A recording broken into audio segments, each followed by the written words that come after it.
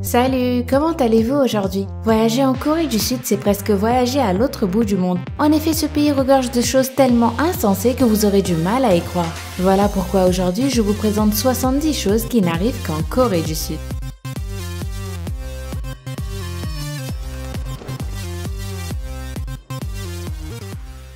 La pornographie est interdite. Le sport national est le taekwondo. La fleur nationale de la Corée du Sud est l'hibiscus. Le hanbok est leur vêtement traditionnel. Le service militaire est obligatoire. Les personnes qui ne font pas leur service militaire sont souvent mises à l'écart par la société et en ressentent une grande honte.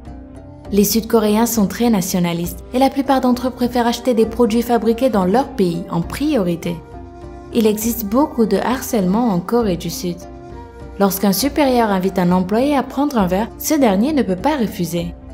Lorsqu'un père accepte le fiancé de sa fille, il l'invite à prendre un verre, et ça non plus ne peut pas être refusé.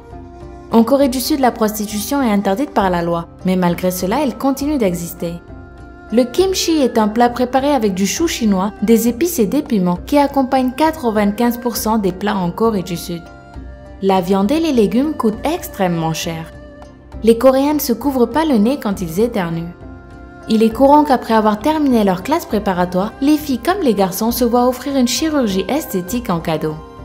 Bien qu'incroyable, l'information qui suit est totalement vraie. La transpiration chez les Sud-Coréens est inodore. D'après certaines études, ceci est dû à leur constitution génétique. En Corée du Sud, si votre registre médical indique que vous avez été chez le psychologue, vous serez discriminé et vous ne trouverez presque jamais d'emploi. En effet, pour les Sud-Coréens, consulter un psychologue signifie qu'on est fou. Lorsque les Sud-Coréens vont prendre un verre avec une personne âgée, ils ne peuvent pas boire directement face à la personne qui les accompagne. En effet, par respect, les jeunes doivent boire de côté afin de ne pas offenser la personne âgée. En Corée du Sud, il est mal élevé de laisser un pourboire.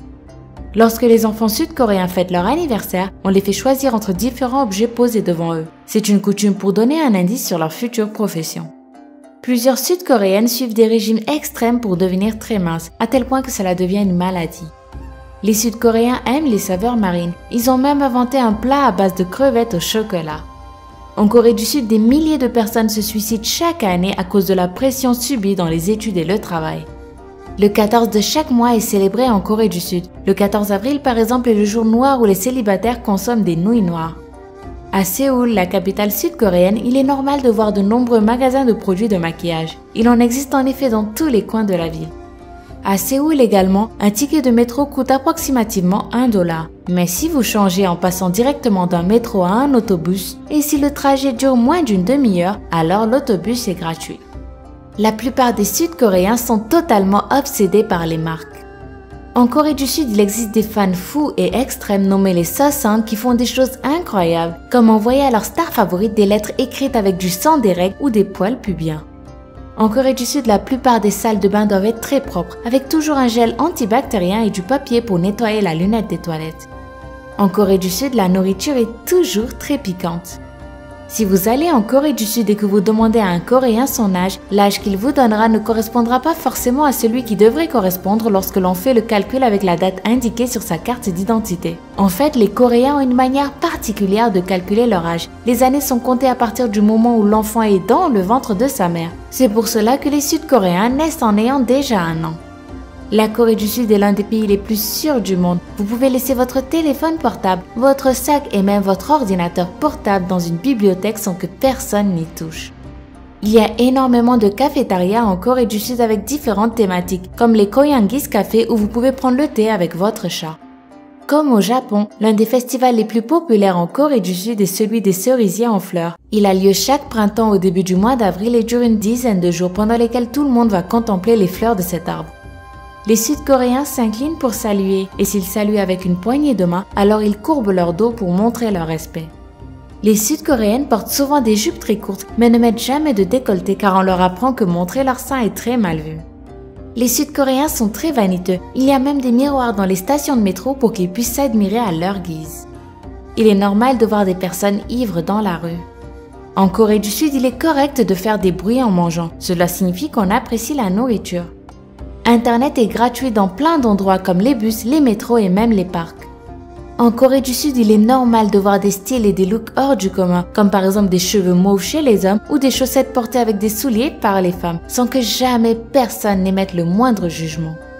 Les étrangers jouissent d'une grande liberté. Par exemple, si un étranger prend des photos dans un endroit où il est interdit d'en faire et prétend qu'il ne le savait pas, ces photos ne seront pas confisquées. Passé la cinquantaine, les Sud-Coréennes portent d'habitude leurs cheveux courts. Selon la tradition, on mange à chaque anniversaire une soupe faite avec des algues marines.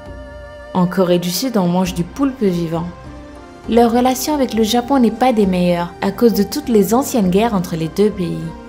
En hiver, en plus du chauffage, il existe une manière traditionnelle de chauffer la maison à l'aide d'un feu sous le plancher qu'ils appellent ondol. En 2015, l'infidélité a été dépénalisée. Jusqu'alors, elle était totalement interdite et punie par la loi. L'homosexualité est désapprouvée en Corée du Sud. Beaucoup de magasins et de restaurants restent ouverts jour et nuit. Il est normal qu'une personne retouche ses photos pour y être plus jolie, des photos de soirée à même celles utilisées pour les CV. En Corée du Sud, on jette les déchets dans des sacs spéciaux. Il y a un sac pour le papier, un autre pour la nourriture et chaque sac doit être déposé dans des poubelles différentes. Beaucoup de vieux hommes aiment croire qu'ils ont tous les droits à cause de leur âge, à tel point qu'ils peuvent ne même pas respecter les queues.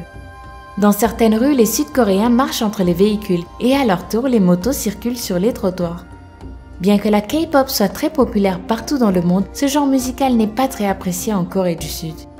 En France, Noël est une fête qui se passe en famille, alors qu'en Corée du Sud, elle se fête en couple.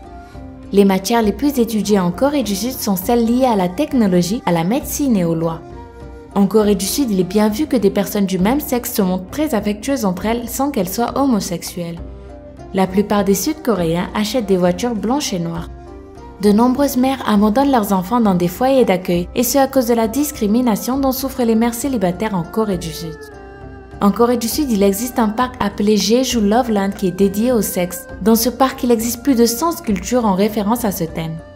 C'est déjà tout pour cette vidéo. Si vous voulez que je fasse une autre vidéo sur la Corée du Sud, n'hésitez pas à me le dire en commentaire. Vous pouvez aussi mettre un gros pouce bleu et partager cette vidéo sur Facebook ou sur Twitter. Je vous remercie beaucoup de m'avoir accordé un peu de votre temps et je vous dis à demain pour une nouvelle vidéo. Bye bye!